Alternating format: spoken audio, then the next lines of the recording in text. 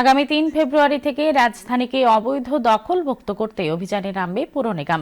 সেই সাথে বটতলার হাওড়া মার্কেটও অবৈধ দখলমুক্ত করা হবে, জানিয়েছেন মেয়র দীপক মজুমদার। তিনি জানান, জনগণের স্বাচ্ছন্দ্যের লক্ষ্যে এবং যানজট মুক্ত করতে কাভার ট্রেনের উপর অবৈধ পার্কিং, অবৈধ ফুটপাত দখল তাও মুক্ত করা হবে।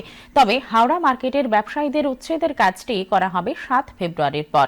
অন্যদিকে স্ট্রিট ভেন্ডার লাইসেন্স নিয়ে যারা নিয়মনীতি লঙ্ঘন করছে তাদের বিরুদ্ধেও প্রয়োজনীয় ব্যবস্থা নেওয়া হবে বলে জানান তিনি।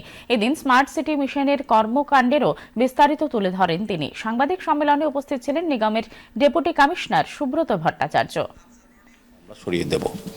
দ্বিতীয়ত, রাস্তার ড্রেনের উপর, কভার ড্রেনের উপর বিভিন্ন রাস্তায় যারা গাড়ি রাখেন, গাড়ি মালিকরা, তাদেরকে ৩ তারিখের পর গাড়ি রাখতে দেওয়া হবে না, আইনগতভাবে ব্যবস্থা গ্রহণ করা হবে।